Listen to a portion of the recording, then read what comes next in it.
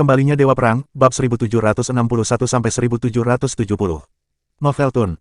Bab 1761. Apakah kamu berani mencobanya? Begitu banyak orang yang menonton dan banyak media internasional ada di sini, cukup angkat satu jari dan lihat apa yang akan terjadi. Ada keheningan. Kerumunan sangat marah dan mereka memelototi Levi. Bang! Bang! Bang! Itu berlangsung. Levi tidak membuang waktu untuk berbicara dengan mereka, sebagai gantinya, dia menendang mereka satu persatu ke kapal pesiar. Metode sombongnya mengejutkan. Bahkan media internasional terkejut. Levi menatap mereka, siapa yang memberimu izin untuk menginjakan kaki di Erudia? Ini entry yang tidak biasa, bukan? Menurut hukum Erudia, aku punya alasan untuk mengusirmu. Dengan satu kata, Levi membungkam kerumunan hampir 1000 orang. Memang, mereka tidak melalui formalitas imigrasi. Lagi pula, mereka bukan warga negara Erudia dan karena itu melanggar hukum sebagai imigran ilegal. Apa yang dilakukan Levi adalah legal. Pergi, segera pergi. Levi meraung. Dia mengusir semua media internasional. Pelanggar berulang akan dieksekusi. Levi meledak dengan pukulan. Tidak jauh, laut terbelah menjadi dua, membentuk celah besar ribuan meter. Tidak hanya itu, kekuatan yang kuat mendorong kapal pesiar itu mundur. Bahkan, itu di luar kendali. Adegan ini mengejutkan semua orang yang hadir. Apakah dia bahkan manusia? Setelah dia menangani orang-orang itu, Levi berbalik dan menarik penghalang tak terlihat yang menjauhkan para penggemar. Para penggemar meledak dalam kebingungan pertanyaan. Kamu siapa? Dengan otoritas apa Anda mengusir mereka? Mereka adalah idola kami, beraninya kamu. Tanya jawab berlanjut. Semua orang menatap Levi dengan marah. Levi tertawa, izinkan saya mengajukan satu pertanyaan. Sebelum ini, Erudia menghadapi bahaya. Di mana idola Anda, kalau begitu? Petik 2. Sehat. Mereka berada di... Tidak ada jawaban. Dengan satu pertanyaan, Levi membuat 100.000 penggemar terdiam, tidak dapat memberikan jawaban yang koheren. Terlalu cepat, 100.000 penggemar dibungkam. Mereka saling memandang tanpa sepatah kata pun. Ketakutan ada di udara. Biarkan aku memberitahu Anda, ketika negara kita membutuhkan dukungan, idola Anda bergegas ke luar negeri untuk melarikan diri dari bencana. Ketika Erudia mengalami krisis terburuknya, dengan rumor kehancuran total, mereka telah memutuskan untuk melepaskan kewarganegaraan dan melamar menjadi warga negara asing. Ketika Anda menghadapi bahaya terburuk, idola Anda melarikan diri. Apakah mereka masih layak untuk disembah? Para penggemar tidak memiliki jawaban. Beberapa pertanyaan Levi membuat para penggemar berpikir keras. Setiap individu yang berpikir normal akan dapat menarik kesimpulan yang benar. Anda berulang kali mengatakan bahwa idola Anda menginspirasi Anda, tetapi ketika Anda dalam bahaya, tetapi siapa yang menyelamatkan Anda? Apakah itu idolamu? Tidak, mereka yang menyelamatkanmu adalah seniman bela diri Erudia yang tidak takut menumpahkan darah atau sekarat. Kamu telah melihat semuanya, ketika bahaya muncul, mereka melindungimu secara diam-diam tanpa diketahui. Sebaliknya, mereka yang menghabiskan waktu dan sumber daya Anda melarikan diri. Tentu saja, ada pengecualian. Banyak bintang yang keluar untuk membantu para garda terdepan dalam bentuk donasi dan cara lainnya. Namun, grup yang Anda sukai ini tidak melakukan apapun. Memiliki idola itu tidak salah. Tolong buka matamu, temukan idola yang patut diteladani dan pantas kamu hormati. Kerumunan dibungkam. Mereka mendengarkan dengan tenang. Cukup lama mereka terdiam. Semua penggemar terinspirasi. Salah satu dari mereka bertanya dengan gemetar, bolehkah saya bertanya siapa Anda? Dengarkan baik-baik, dia adalah pahlawan terhebat yang menyelamatkan Erudia, Raja Mahkota. Bab 1762. Floyd menjawab dengan suara keras. Ratusan ribu orang tercengang. Mereka memandang Levi dengan kagum. Pada saat itu, para pejuang inilah yang dipuji dan disembah oleh semua warga Erudian. Ketika mereka mendengar nama, Raja Mahkota, semua orang bersemangat. Warga, Tuan dan Nyonya, orang-orang seperti Crown King dan Benny Quinton adalah orang-orang yang harus kita idolakan. Jangan sampai kita tertipu oleh kecantikan fisik. Kami mendambakan keindahan dalam penampilan tetapi keindahan jiwa lebih penting. Kerumunan setuju diam-diam. Melihat kerumunan dibangunkan, Floyd dan yang lainnya tersenyum. Karisma karakter Levi semakin meningkat di hati mereka. Dia, mau tidak mau, memecahkan masalah menggunakan kekerasan ini. Ini membuat banyak orang menyadari apa yang seharusnya mereka hargai. Setelah ini, tidak ada yang berani melanggar aturan ini. Para pengkhianat yang melarikan diri dari Erudia tidak akan pernah bisa kembali. Lucunya, semua orang mengetahui bahwa tanpa elit ini, semuanya berjalan seperti biasa di Erudia. Ketika mereka pergi, orang lain akan menggantikan mereka dan bahkan mungkin melakukan yang lebih baik. Suatu hari, ketika Levi sedang melatih Forlevia, beberapa pria berlumuran darah tiba-tiba menyerbu masuk. Pak, Garnisun, selamatkan kami, tolong selamatkan kami. Mereka bersujud di tanah dan memohon padanya. Apakah kamu, dari suku Iblis Utara? Levi mengidentifikasi mereka dengan napas mereka. Ya, Tuan Garrison, tolong selamatkan kami. Para pria itu sangat emosional. Apa masalahnya? Levi merawat luka mereka dan bertanya pada mereka. Pak, Garnisun, pagi ini klan kami dan pasukan sekte lainnya tiba-tiba diserang oleh tuan yang tidak dikenal. Mereka brutal dan bertekad untuk memusnahkan klan kita. Kami mengakui bahwa kami melakukan kesalahan tetapi kami menjaga Auckland City untuk menebus diri kami sendiri. Tidak ada alasan untuk menghancurkan klan kami. Mereka terus menjelaskan situasi mereka. Dengan sangat cepat, mereka mengklarifikasi apa yang telah terjadi. Levi melakukan beberapa penyelidikan. Floyd dan yang lainnya tahu tentang ini. Ternyata Eragon berada di balik ini. Mereka ingin menyingkirkan penjahat. Pasukan yang menyerah kepada Levi ada di antara mereka. Hampir semua anggota Iblis Utara telah terbunuh. Mereka yang melarikan diri datang ke Levi untuk meminta bantuan. Levi segera menginstruksikan Floyd untuk menghentikan Dragonites.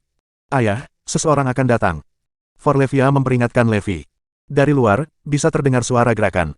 Sangat cepat, 8 sosok muncul di halaman, semuanya berpakaian hitam, mengenakan topeng hitam. Masing-masing membawa panah di punggungnya dan dipersenjatai dengan pedang panjang. Ini adalah Eragon yang muncul di zona perang di timur. Saat mereka muncul, ada perubahan di atmosfer. Udara dipenuhi dengan aura menakutkan dari pedang yang bercampur dengan keinginan akan darah, yang menyapu halaman seperti angin kencang. Itu menyapu wajah, menyebabkan rasa sakit yang membakar seperti potongan pisau. Pak, Garnisun, itu mereka. Orang-orang itu ketakutan ketika mereka melihat pendekar pedang ini. Belum lama ini, pendekar pedang ini telah membantai semua keluarga mereka. Ada satu-satunya yang tersisa.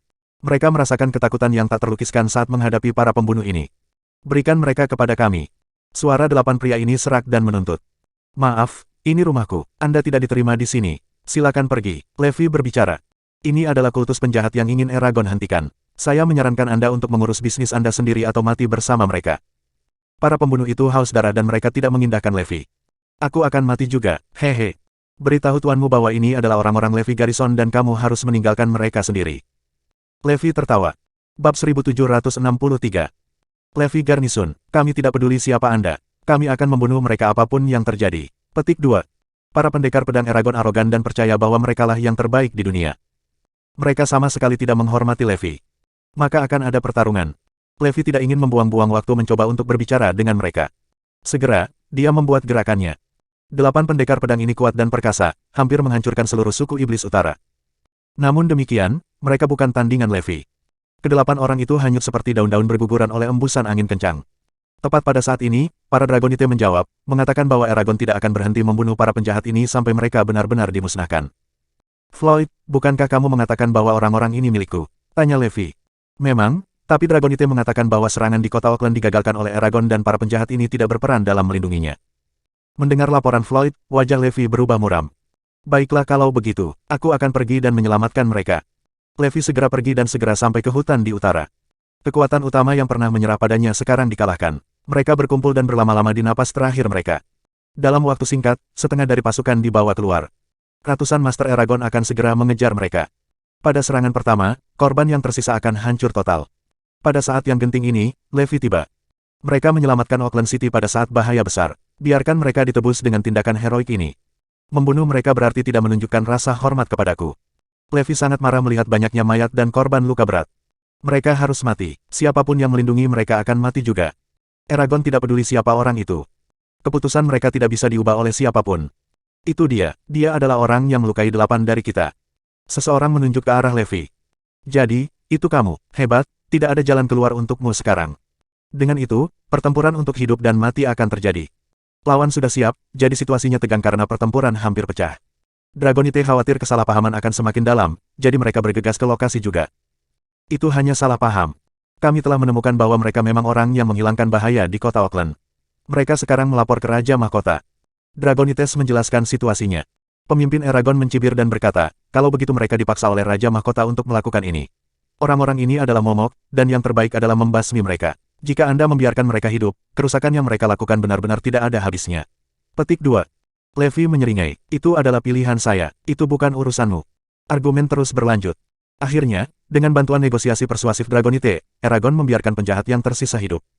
The Eragon Master tersisa ketika diskusi selesai. Apakah ini Raja Mahkota? Dia yang mengalahkan Ruling Union sebelumnya. Ya, itu dia. Saya telah mengamati keterampilan dan metodenya. Tekniknya tampak sangat jahat. Beberapa orang meragukannya.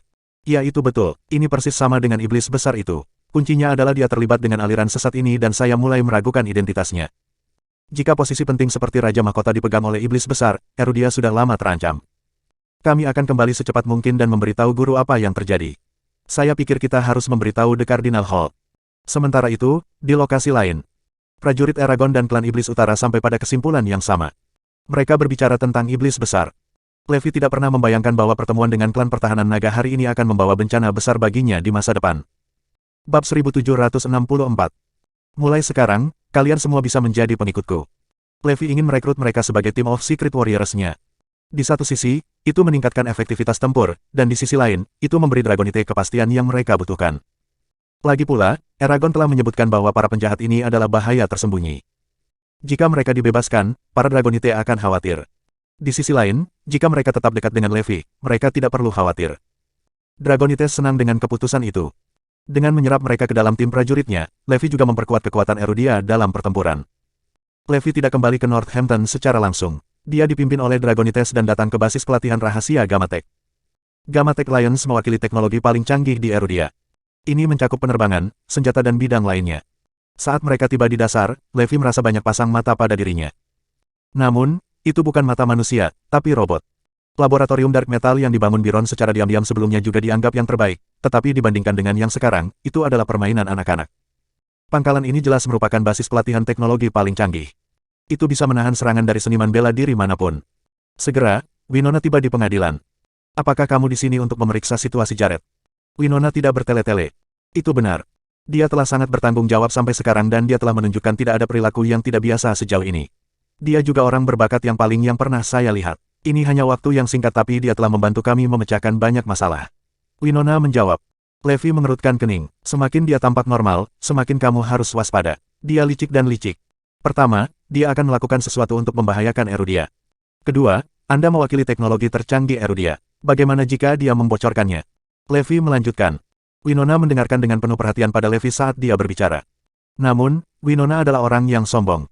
Sejak dia muda, dia telah dimanjakan dan sekarang, dia adalah ilmuwan top di negara ini. Bahkan jika semua yang dikatakan Levi benar, dia masih akan menemukan kesalahannya. Dia tidak menyukai kenyataan bahwa Levi tampaknya mengendalikan seluruh negeri. Apakah kita tidak mengetahuinya? Dia menjawab dengan sebuah pertanyaan. Saya akan menyarankan bahwa ia dipantau oleh lebih banyak orang. Mencegah lebih baik daripada mengobati. Levi mengingatkannya. Winona tidak membalasnya kali ini. Ini karena apa yang dia katakan adalah persis apa yang dia pikirkan juga. Ia sering mengusulkan bahwa Jared akan diawasi oleh spesialis tapi idenya ditolak. Yang lain tidak setuju dengannya. Apakah Anda mencoba untuk menyebabkan masalah? Apa yang Anda maksud dengan mendapatkan personil khusus untuk menjaganya? Jared adalah senegaranya kami, kerabat kami. Memang benar bahwa Jared telah bertobat dari kesalahannya. Kontribusinya untuk negara adalah buktinya. Kamu siapa? Anda datang ke markas kami untuk menuduh salah satu dari kami sendiri. Argumen terus berlanjut. Kawan-kawan ini telah benar-benar ditipu oleh Jared. Di pangkalan pelatihan di sini, Jared sangat dihormati. Dalam kelompok ilmuwan ini, tidak ada banyak persaingan. Bakat nyata diakui dan dihormati. Jared adalah ilmuwan yang baik, jadi dia diakui dan dihormati. Karenanya, tidak ada yang setuju ketika Levi mengatakan sesuatu yang negatif tentang Jared. Winona hanya tertawa tak berdaya. Karena hal inilah tidak ada yang menyetujui lamarannya. Yang terpenting, perilaku Jared sangat baik dan tidak ada yang bisa menemukan kesalahan padanya. Karena itu, dia tidak terus mengoceh. Bukankah ini teman sekolah lamaku? Apakah saya mendengar seseorang mengatakan bahwa saya harus diawasi oleh para profesional? Pada saat ini, Jared muncul, semua tersenyum ketika dia mendekati Levi. Bab 1765. Jared tampak menyesal dan menyatakan, kita bersama-sama dalam masalah ini. Saya menyadari kesalahan saya, dan saya telah berjanji kemarin untuk menyumbangkan semua kekayaan saya untuk menebus kesalahan saya. Mari kita bantu pria ini. Dengan itu, kerumunan memberi Jared tepuk tangan meriah. Tim terkesan dengan keputusannya untuk menyumbangkan seluruh kekayaannya, yang merupakan jumlah yang sangat besar, dan mereka lebih percaya dan lebih menghormatinya. Levi dan Winona merasa itu mengganggu dan tidak normal, karena mereka merasa itu adalah langkah ekstrim untuk menyerahkan keseluruhan kekayaan seseorang. Namun, tidak jarang para jenius bertindak ekstrim untuk mencapai tujuan mereka. Jared melihat ke arah Levi dan berkata, aku tahu kamu selalu curiga padaku. Jika Anda tidak yakin, Anda bisa membunuh saya. Dengan keahlianmu, itu akan semudah Pai. Kami menantangnya untuk melakukan itu. Jika dia ingin membunuhmu, dia harus membunuh kita semua terlebih dahulu. Ya, kami akan melindungimu. Staf teknis menjadi gila dan memprotes dengan keras. Lihat jika Anda bisa membunuh saya sekarang. Jared menatap Levi penuh kemenangan. Hanya masalah waktu saya akan melakukannya. Levi mengerti kata-katanya yang tak terucap dan membalasnya dengan seringai. Keluar dari basis pelatihan kami. Anda tidak diterima di sini. Kami tidak ingin bertemu denganmu lagi. Kerumunan mulai mencemooh dan mengusir Levi. Aku akan mengawasimu, bajingan, dan yakinlah aku akan mengejarmu jika kamu melakukan kesalahan. Levi memperingatkan, lalu berbalik untuk pergi bersama Winona. Jangan khawatir, saya akan terus mengawasinya. Winona menghibur Levi saat dia mengantarnya keluar. Akhirnya, yang cerdas di sini. Levi tersenyum. Apa, Winona tidak bisa mempercayai telinganya. Basis pelatihan memiliki krem de la krem dari talenta terbaik yang dapat ditemukan di seluruh Erudia. Hampir semua ilmuwan terkenal berkumpul di sana dan orang dapat dengan aman mengatakan bahwa semua orang yang sangat cerdas ada di sana di pangkalan. Karena itu, komentar Levi terdengar lebih seperti komentar sarkastik. Namun, Winona tidak bisa menahan senyum ketika dia melihat Levi pergi. Sebagai seorang ilmuwan, ia selalu merasa bahwa kemajuan teknologi dan ilmu pengetahuan sangat dibutuhkan untuk membangun suatu bangsa. Dia dulu berpikir pejuang dan pejuang adalah orang-orang yang kasar, kejam, dan tidak canggih. Namun, seniman bela diri, siapa dia sebelumnya telah memandang rendah, adalah orang-orang yang menyelamatkan Erudia dari krisis. Dia memiliki rasa hormat yang baru ditemukan untuk mereka, meskipun harga dirinya terhalang dia dari mengakui itu. Dari jauh, Jared juga memperhatikan Levi saat dia pergi. Kamu benar, Levi, sekelompok orang yang mudah tertipu ini memiliki IQ tinggi tetapi EQ sangat rendah. Tunggu dan lihat saja, saya punya pertunjukan bagus yang akan datang. Meskipun sudah berhari-hari sejak pertempuran di Zarain, itu masih menjadi topik hangat di seluruh dunia. Zarain benar-benar dipermalukan oleh kekalahan itu, dan pertempuran itu menambah dendam yang sudah mereka miliki dengan Erudia. Namun, Zarain secara mengejutkan diam dan secara misterius bersembunyi, banyak membingungkan semua orang. Sementara itu, terjadi kegemparan di Erudia saat publik mengetahui keberadaan Eragon. Eragon bukanlah satu suku atau organisasi, tetapi terdiri dari 9 suku penjaga kuno. Suku-suku kuno ini berasal dari ratusan tahun yang lalu, dengan beberapa yang keberadaannya tertanggal sejauh ini sehingga beberapa informasi mereka tidak terekam dalam catatan sejarah. 9 suku penjaga kuno adalah entitas independen tetapi bersama-sama, mereka mengendalikan semua rahasia utama Erudia dan menjaga semua hal yang paling penting bagi Erudia. Di atas mereka ada organisasi lain yang mengordinasikan kegiatan dan fungsi 9 suku penjaga ini. Pendirian tertua ini adalah organisasi paling kuat di Erudia, dan diberi nama The Cardinal Hall. Itu adalah dasar dari Erudia. Ola Cardinal juga terdiri dari banyak organisasi atau kementerian yang lebih kecil, salah satunya adalah The Manifest Court. Manifest Court bertanggung jawab atas intelijen dan pengawasan, dan pada hari itu, ia membuat pengumuman radikal. Bab 1766. Pengumuman yang menciptakan kegemparan tidak hanya di Erudia tetapi dalam masyarakat internasional juga. The Manifest Pengadilan telah memutuskan untuk menghidupkan kembali Erudia ini lama terlupakan Gem dan Stone Daftar. Dalam sejarah awal Erudia, jauh sebelum janji dewa diberlakukan, daftar permata dan batu adalah daftar yang berperingkat terkuat di antara prajurit Erudian. Daftar permata dan batu memiliki 2 peringkat. Daftar batu memberi peringkat prajurit yang luar biasa di bawah usia 30. Itu juga dikenal sebagai daftar raring atau daftar potensial. Daftar permata adalah daftar pamungkas yang memberi peringkat prajurit dari semua kelompok umur. Daftar permata dan batu telah terbengkalai untuk waktu yang sangat lama karena tidak ada prajurit yang dianggap cukup memenuhi syarat untuk berada di dalamnya. Karena itu sudah lama dilupakan, dan selain diturunkan dalam catatan beberapa suku kuno, tidak ada yang menyebutkannya di tempat lain dan kebanyakan orang tidak mengetahui daftar ini. Namun, situasi telah berubah setelah Dewa Promise rusak, prajurit yang kuat mulai muncul dan menarik perhatian publik. Setelah Levi memimpin pasukannya menuju kemenangan dalam pertempuran dengan Ruling Union dan terutama setelah dia mengalahkan 5 petarung peringkat 7, ada minat dan kesadaran yang sangat tinggi akan keberadaan pejuang yang begitu mengesankan. Akhirnya, ada kandidat yang layak untuk dimasukkan dalam daftar permata dan batu. Tidak ada yang luput dari sistem pengawasan The Manifest Court. Tampaknya memiliki catatan dan informasi tentang para pejuang yang luar biasa itu, bahkan mereka yang tidak menonjolkan diri dan tidak terlihat di mata publik. Pengadilan Manifest mampu mengumpulkan intelijen tentang mereka dan dapat menentukan peringkat mereka sesuai dengan kemampuan bertarung mereka. Hanya The Manifest Court yang memiliki sumber daya dan kredibilitas untuk mengevaluasi para pejuang ini secara objektif dan menghasilkan daftar permata dan batu. Ketika daftar permata dan batu terungkap, peringkatnya mengejutkan seluruh dunia. Sebagian besar prajurit yang disebutkan tidak diketahui publik, dan bahkan setelah daftar itu diterbitkan, identitas mereka tetap menjadi misteri bagi kebanyakan orang. Itu karena nama mereka dirahasiakan dan hanya gelar atau nama panggilan mereka yang terdaftar bersama dengan peringkat mereka. Satu-satunya masyarakat akrab dengan adalah prajurit misterius yang mengalahkan 5 pejuang ranking 7 di Zarain. Meskipun banyak yang tahu itu adalah Levi, Dragonites melakukan yang terbaik untuk menyembunyikan informasi itu dari publik untuk melindungi keluarga dan orang yang dicintainya. Jika identitasnya terungkap, itu akan membawa mereka banyak masalah yang tidak perlu. Mereka memiliki gelar yang bagus untuknya, Kala Master, kependekan dari Master of the Calamity. Berita yang mengejutkan adalah, Kala Master, prajurit mengesankan yang mengalahkan 5 petarung peringkat 7, hanya ditempatkan di nomor 20 dalam daftar permata. Itu adalah berita yang mengejutkan bagi semua orang. Seorang prajurit yang spektakuler yang seorang diri dipermalukan Zarain hanya peringkat nomor 20. Publik tidak mungkin membayangkan betapa tangguhnya para prajurit yang berperingkat di atasnya, terutama 3 teratas dalam daftar. Jika Kala Master bisa membuat kekalahan mengesankan seperti untuk Zarain, mereka percaya 3 prajurit akan memiliki kemampuan untuk membawa dunia berakhir. Daftar permata dan batu sangat mengejutkan, dan juga menjadi peringatan bagi dunia. Pesannya jelas. Erudia kuat, kami memiliki setidaknya 19 prajurit yang jauh lebih kuat dari Kalamaster. Dan para petarung peringkat 7 itu sama sekali tidak dipertimbangkan untuk masuk dalam daftar. Itu adalah wahyu yang menakutkan bagi mereka yang mengincar Erudia. Dan kecuali mereka memiliki keinginan mati, mereka harus berpikir dua kali sebelum mempertimbangkan setiap upaya untuk menyerang Erudia. Karena pemeringkatan pada daftar permata dan batu dilakukan oleh The Manifest Court, tidak ada yang meragukan kredibilitasnya, dan diakui oleh semua negara. Itu adalah waktu yang mulia bagi dunia seni bela diri Erudia, dan para seniman bela diri menjadi pusat perhatian. Dengan terungkapnya daftar permata dan batu, Erudia telah melaju di depan semua negara lain dalam hal kemampuan pertahanan mereka, dan mereka meninggalkan negara lain dengan putus asa. Levi segera mendengar tentang daftar permata dan batu. Dia tidak tertarik dengan peringkatnya sendiri, tetapi daftar itu membangkitkan rasa ingin tahunya, jadi dia bertanya kepada para Dragonite. Dragonites mengakui langkah The Cardinal Hall dimaksudkan untuk mencegah negara lain mencoba menyerang Erudia. Namun, itu adalah masalah yang diputuskan oleh Aula The Cardinal, dan Dragonites tidak memiliki andil di dalamnya. Cardinal Hall dan Dragonite setara dalam hal status mereka di negara ini. Mereka akan bekerja sama satu sama lain tetapi tidak memiliki suara dalam operasi pihak lain. Selanjutnya, Levi memeriksa daftar batu. Itu penuh dengan pejuang muda yang tidak dia kenal secara pribadi. Namun, saat matanya tertuju pada nama belakang dalam daftar, ekspresinya berubah. Bab 1767. Alasan keterkejutannya adalah karena putrinya Forlevia adalah nama belakang dalam daftar batu. Nama terakhir dalam daftar itu terlalu mencolok dan membuat Levi tercengang, membuatnya gelisah untuk waktu yang lama.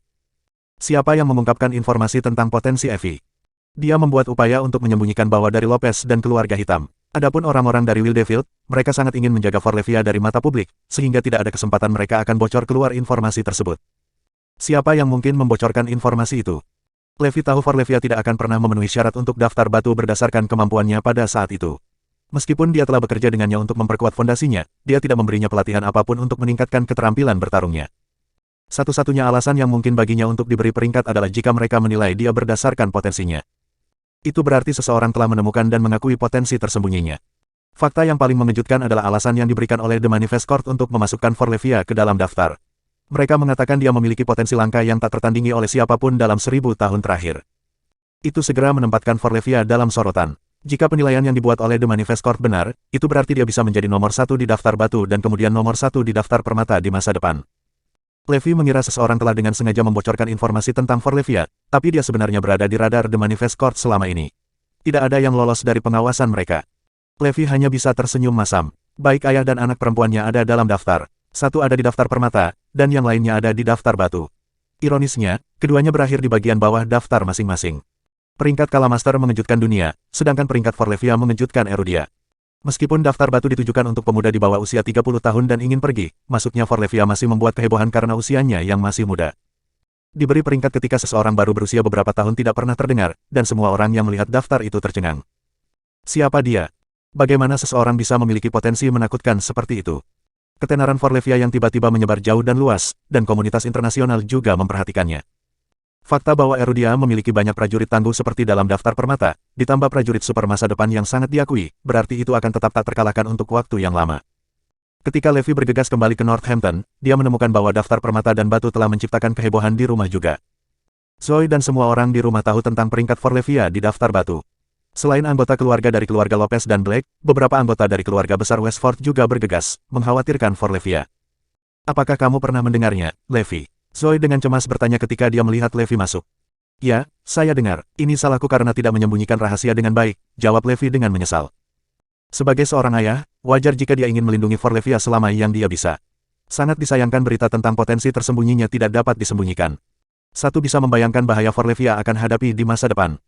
Banyak pihak, baik itu yang saleh atau sekte seperti Wildefield atau Shadow Order, ingin membawanya di bawah sayap mereka untuk merawatnya. Karena banyak negara akan takut dia, dengan kekuatan supernya di masa depan, akan menjadi ancaman bagi mereka, mereka juga ingin melenyapkannya saat dia masih muda dan tidak berdaya.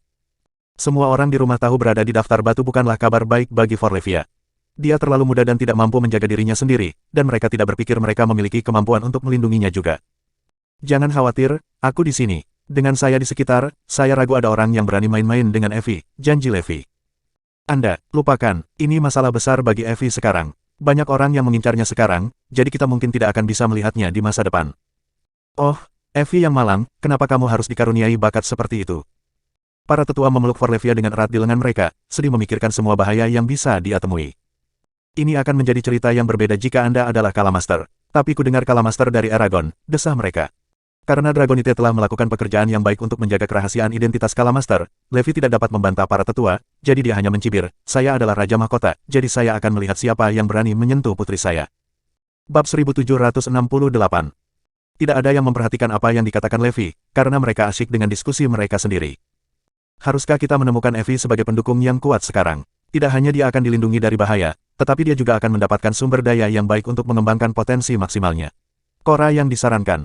Itu ide yang bagus, saya setuju. Gerakan mengungkap kekerasan seksual demi menghapuskannya.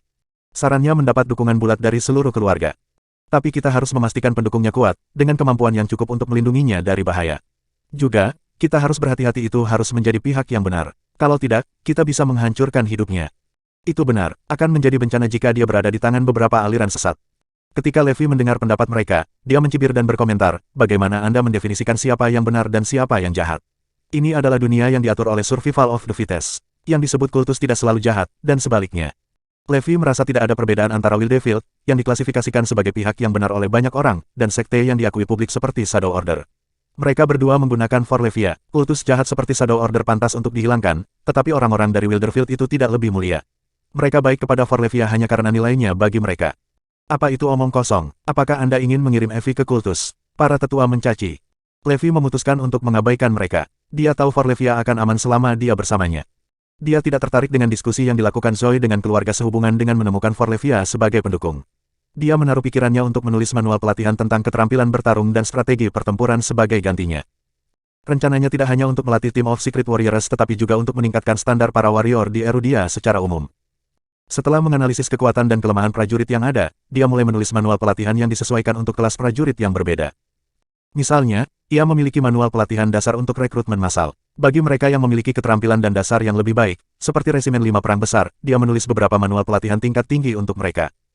Bahkan di dalam Resimen 5 Perang Besar, dia menyesuaikan buku teknik khusus masing-masing untuk Macan Putih, Naga Azure, Phoenix, Kura-Kura Hitam, dan Kirin, berdasarkan kekuatan dan kebutuhan khusus mereka. Meskipun saat itu adalah waktu utama bagi para pejuang di Erudia pada saat itu, Levi ingin mengembangkan pasukan yang tak terkalahkan. Selama periode itu, ketenaran Kala Master dan Forlevia menyebar, dan semakin banyak orang yang mendengar tentang mereka, mereka ingin mengetahui lebih banyak tentang keduanya. Di web gelap dunia gelap, informasi tentang Kala Master dan Forlevia menghasilkan banyak uang, namun ada pembeli yang siap untuk mereka. Hal itu membuktikan rasa penasaran publik terhadap dua sosok misterius tersebut. Levi tahu lebih banyak orang akan datang, karena banyak yang sudah mengarahkan pandangan mereka ke Forlevia. Salah satunya adalah Jared. Di markas latihan, di dinding kamar Jared ada 3 foto Levi, Zoe, dan Forlevia. Foto-foto Levi dan Forlevia memiliki banyak tanda tusukan. Apakah Anda pikir saya tidak bisa menyingkirkan Anda karena Anda kuat sekarang? Tunggu dan lihat, saya akan melakukannya segera. Dan untuk gadis kecilmu yang cantik dan berharga, aku tidak bisa membayangkan betapa indahnya kehidupan yang sempurna yang akan dia miliki dengan bakat istimewanya itu. Namun, aku bersumpah akan mengakhiri kedua kebahagiaanmu dengan tanganku sendiri. Jared memiliki tatapan manik di matanya ketika dia mengucapkan sumpah itu. Di mejanya, ada gambar teknik dengan banyak garis yang digambar di atasnya dan dengan banyak formula berbeda yang tertulis di atasnya. Jared menatap tajam pada gambar itu seolah itu adalah senjatanya untuk mengalahkan Levi. Memang, Jared sedang mempersiapkan eksperimen gila dan ambisius. Basis pelatihan Gamma Tech memiliki semua yang dia butuhkan untuk eksperimennya. Jika dia berhasil dalam percobaan itu, hasilnya akan mengejutkan dunia dan membawa bencana besar. Bab 1769. Jared memiliki kebebasan dan wewenang untuk melakukan hampir semua hal di pangkalan pelatihan tanpa ada yang memantau aktivitasnya. Dia memiliki akses tak terbatas ke hampir semua laboratorium paling canggih di pangkalan. Atas nama meneliti kemajuan teknologi yang inovatif, dia bisa melakukan apa saja tanpa menimbulkan kecurigaan siapapun. Bagaimanapun, dia benar-benar brilian, dan dalam beberapa hari bergabung dengan tim, dia telah membantu mereka menyelesaikan banyak masalah pelik. Dengan demikian, anggota tim lainnya mengidolakannya dan menempatkannya di atas tumpuan. Winona adalah satu-satunya yang waspada terhadapnya, dan dia akan memperhatikan gerakan dan aktivitasnya. Setelah menenangkan diri dari ledakan manik pribadi di kamarnya, Jared mengenakan perlengkapan pelindungnya dan menuju ke bagian laboratorium pangkalan. Saya ingin menggunakan laboratorium nomor 3, dia meminta. Winona sedang bertugas hari itu. Dia melakukan pemeriksaan rutin padanya untuk memastikan dia tidak menyembunyikan gadget mata-mata atau peralatan yang tidak disetujui sebelum memberinya izin untuk mengakses laboratorium. Saat dia melihat Jared dan timnya memasuki laboratorium, Winona merasakan kegelisahan yang tidak dapat dijelaskan. Dalam waktu singkat dia berada di sana, otoritas aksesnya telah meningkat pesat, dan dia telah mendapatkan hak istimewa untuk menggunakan lab nomor 3. Entah bagaimana, dia merasa tidak nyaman tentang hal itu tetapi tidak bisa melakukan apapun untuk menghentikannya karena anggota tim lainnya memiliki keyakinan penuh pada Jared dan mempercayainya sepenuhnya. Tolong jangan biarkan ada yang salah. Winona hanya bisa memijat kepalanya yang berat dan berdoa dalam hati agar semuanya baik-baik saja. Sementara itu, West Skylord telah kembali dengan barang-barang pribadi semua anggota The Calamity yang telah meninggal. Levi telah memberinya instruksi untuk melakukannya ketika mereka pertama kali kembali. Prajurit pemberani itu secara anonim telah bekerja keras untuk memperjuangkan Erudia. Mereka tidak dihargai ketika mereka masih hidup dan bahkan dalam kematian, tubuh mereka rusak tanpa bisa dikenali. Karena itu, Levi memutuskan untuk membangun sebuah cenotaf untuk mengenang mereka, dengan semua nama mereka terukir di atasnya sebagai pengakuan atas kontribusi dan pengorbanan mereka. Konstruksi cenotaf selesai, jadi Levi sedang dalam perjalanan untuk memberikan penghormatan kepada almarhum dan mengukir nama mereka di cenotaf. Levi memimpin Forlevia, West Skylord, dan beberapa orang lainnya ke pemakaman di kota Verlake di kota timur laut. Bawakan aku pedang, dia diam-diam menuntut. Sebuah pedang dilempar ke arahnya dan dia mulai mendambakan nama-nama anggota yang meninggal ke papan nama individu yang dipasang di cenotaf. Aaron Pieck, Armin Momoa, Roderick Arklett, West Skylord dan yang lainnya menyaksikan dengan sungguh-sungguh saat Levi diam-diam mengukir 999 nama di cenotaf. Setelah menyelesaikan keinginan akan nama-nama itu, Levi menuangkan setengah botol anggur di sekitar cenotaf dan menenggak setengah botol lainnya. Beristirahat dengan damai, West Skylord dan yang lainnya berteriak. Oh, hampir 1000 makam yang baru dibangun. Sekelompok orang lewat, dan pria yang memimpin dengan tersenyum bertanya sambil melirik ke arah Levi. Itu terlihat seperti cenotaf. Kudengar itu untuk para pejuang yang tewas di medan perang dan yang jasadnya tidak dapat ditemukan. Seseorang dalam kelompok itu terdengar menjelaskan kepada pria itu. Sungguh sekelompok pria bodoh. Siapa yang akan mengingat mereka setelah kematian mereka? Dan untuk berpikir mereka berjuang dengan hidup mereka dan berakhir dalam keadaan yang menyedihkan. Betapa bodohnya mereka, pria muda itu mengejek. Ya kamu benar, ini adalah orang-orang yang mudah tertipu yang dicuci otaknya untuk melakukan tindakan bodoh. Mereka pergi ke pertempuran meskipun tahu mereka tidak memiliki kesempatan untuk bertahan hidup. Bodoh mungkin. Untuk membela Erudia berarti mereka membela sekelompok orang bodoh dan idiot. Para pengikut dengan senang hati mengobrol dan terus menghibur pemuda itu. Mereka bahkan memberi perintah untuk tidak mengizinkan mereka yang melarikan diri dari perang untuk kembali ke Erudia. Jadi, bagaimana kamu kembali? Mereka melihat ke arah pemuda itu dan bertanya dengan rasa ingin tahu. Levi mendengar percakapan mereka dan menyadari bahwa pemuda itu telah melarikan diri dari negara itu tetapi berhasil kembali meskipun ada perintah untuk tidak mengizinkan para pembelot kembali. Berhenti di sana, dia berteriak. Bab 1770. Dia tidak pernah bisa membiarkan prajurit pemberaninya menderita penghinaan seperti itu setelah dengan gagah berani berkorban untuk negara. Selain itu, dia ingin tahu siapa pemuda itu dan bagaimana dia berhasil kembali ke negara itu meskipun ada perintah untuk melarang para pelarian itu kembali. Dia tidak bisa membiarkan masalah ini berhenti dan membiarkan pemuda itu lolos tanpa hukuman. Kieran dan para pengikutnya geli dengan reaksi Levi. Mereka berhenti dan berbalik menghadap Levi. Apakah kamu memanggil kami, Pang? Kieran mengejek Levi dengan senyum arogan. Pak, Tate, saya pikir Anda sebaiknya berbaring dan tidak mendapat masalah, karena Anda baru saja kembali, desak salah satu pengikutnya. Dia yang memulai, ayo pergi dan temui orang ini. Kieran berjalan menuju Levi, dan para pengikutnya buru-buru mengikuti. Apa yang kamu inginkan, bajingan? Kieran menantang. 2 hal, nomor 1, berlutut dan minta maaf. Levi dengan dingin menuntut. Kieran dan para pengikutnya terkejut dengan perintah Levi. Berlutut dan minta maaf. Mengapa kita harus? Kieran mencoba untuk tampil berani dan melawan Levi, tetapi wajahnya jelas memucat karena ketakutan. Kamu tahu betul apa yang kamu katakan tadi. Ini adalah prajurit pemberani yang mengorbankan diri mereka untuk Erudia. Anda tidak hanya tidak menghormati mereka, tetapi Anda juga menghina mereka dengan kata-kata yang merendahkan. Untuk itu, Anda perlu meminta maaf. Levi menatapnya tajam dan menuntut. Hahaha, dan apakah aku mengatakan sesuatu yang tidak benar? Mereka adalah sekelompok orang bodoh-bodoh yang membawa nasib menyedihkan untuk diri mereka sendiri tanpa alasan yang sah. Kieran dan anak buahnya tertawa terbahak-bahak, tanpa sedikit pun penyesalan.